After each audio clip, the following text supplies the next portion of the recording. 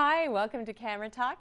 My name is Sandra Sharkey and I'll be your host for the next half hour, where we are going to meet some cool people and we're going to learn all kinds of really amazing photography tips. Whether you're a serious photographer or an amateur or it's your hobby, I hope that by the end of the show, maybe you'll have better opportunity to turn those average photos into great photos. And turning average photos into great photos is what you do. This is Mikey G.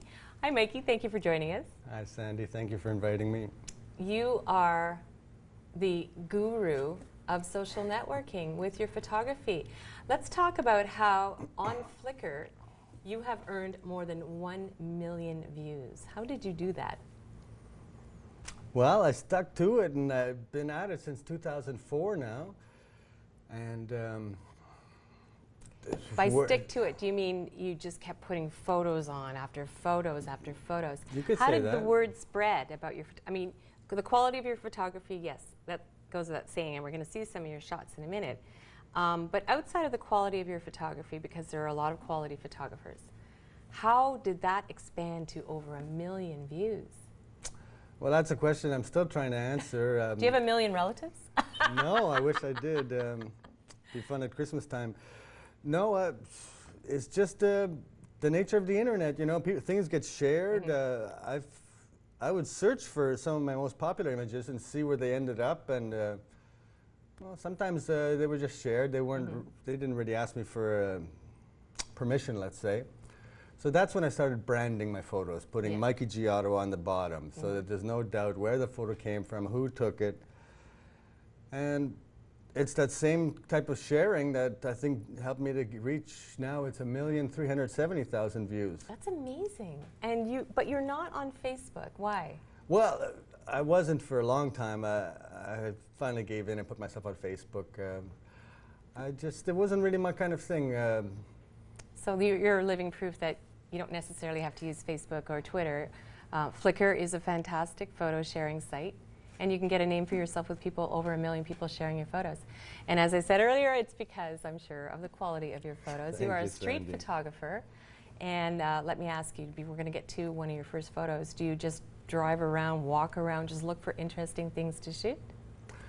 Well, Ottawa is like, the Centertown area is like a small village. Mm-hmm. You can pretty much walk anywhere if you got a half an hour to spare. And because of my health, I don't drive anymore, so I walk. You walk or around. I take a bus or I bicycle, and I've often got my little knapsack and my camera with me. And I'm sure a lot of people know you now. Let's have a look at one of your street photos. This is from downtown Ottawa? Exactly, Bank Street. That is awesome. I love that. I love the color in that photo. Tell us how you achieved that look. Digital editing. Okay. I use Adobe Lightroom. And because I myself like bold colors, strong contrasts, sharp details, that's what I aim for when I'm doing my photo editing. When you encountered this gentleman with the 2 parrots on his shoulder, he's not a pirate, is he? Do you have to ask permission? Is that what generally, that's the sort of gentleman's agreement, that you ask permission?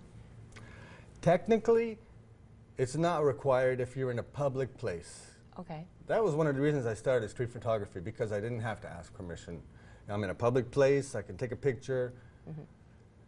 These pictures that I'm featuring here today, I call them street portraits, because I did ask for permission.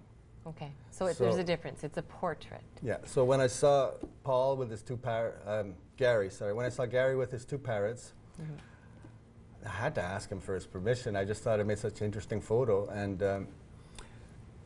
did you have to ask the parrots too? And did they say, ah, yeah, sure, no problem? Sorry about that. Okay. Let's have a look at one of your other photos. Oh, see, this, it tells such a story. And that's one of the things that I think will make or break a photo, is when there's an emotion or it tells a story. Can you tell us the story behind this one? Well, Henry lost his hand in an accident, and I'd seen him around quite a bit on the street. I asked him for a photo, and I've taken several photos of him. I asked him for a photo, and he was happy to oblige. And there's a lot of vibrant color in that photo, and I wonder if most photographers would have turned that into black and white. So I'm curious as to why you kept that as a color photo. Yeah, I know what you mean. That's sort of a subject, that kind of dramatic side of a gentleman with one hand playing a guitar. It could, you know, it could look good in black and white. I just like colors. So you never shoot in black and white? Oh, I often, well, shooting, now with digital I could shoot, you know, color and then convert it to black and white in the computer. So I do like to make a point of editing some black and white shots every once in a while, but color is your thing. Color is my thing. We can see that. Bold colors. I want them to jump off the screen at you. And that one does. And let's have a look at one of your other examples of street photography. Again, this is right in downtown Ottawa. Is this? That's Dundonald Park on Somerset. Okay. Look at the color in that photo. So these guys look like they know each other. They do this a lot. Because you walk around downtown and you have the eye, you didn't just walk by this. You stopped and you took a photo of this because you knew that everything, all the elements were there. Well, I like guitars, so I was drawn immediately to the guitars, and I walked over and I listened to them for a bit, and Tom on the left's playing lead, and Rick on the right's playing the chords to his song, and singing a bit, and I listened a little bit, and then you know, when they took a break, I asked them if I could take a picture, and I gave them my card. I had a little card made out with my website and email address. I find get a bit more respect when you have a card, and you're not scribbling little names and numbers on scraps of paper. And or writing on your hand like I do. Yeah.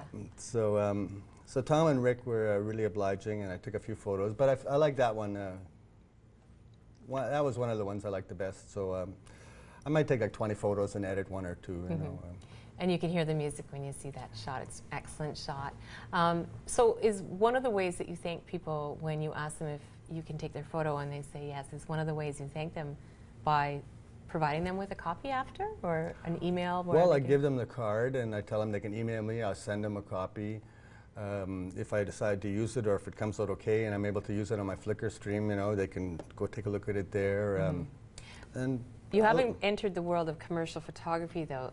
A lot of these shots that you've taken, I could see them selling. They're amazing. Thank you. But you do it just because you just enjoy it so much. You're not interested in making $1. Oh, I'm interested in making $1, all Okay. right. Who doesn't need money, eh? Okay. I thought, wow, this is amazing, because you're a serious hobbyist that puts out such quality work, and with over 1 million views. Well, thank you very much. You should start making some cash. Let's have another look at one of your other photos.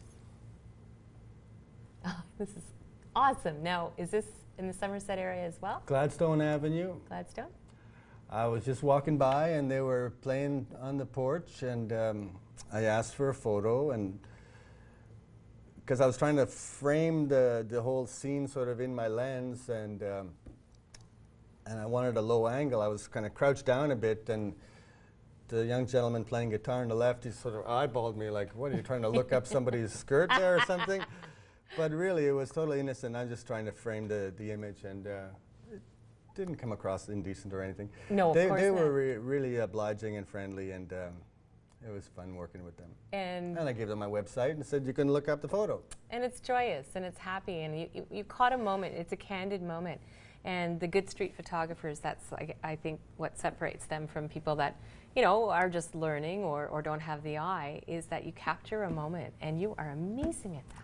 Thank you very much. Thank you so much. I'll take a lot of pictures to get that one moment. Well, I know, and I know. I also wanted to mention how cool I think it is that this is your gear. You don't have 100 lenses and 100 cameras. This is it. Yeah. And with what you achieve with that, you do a great job.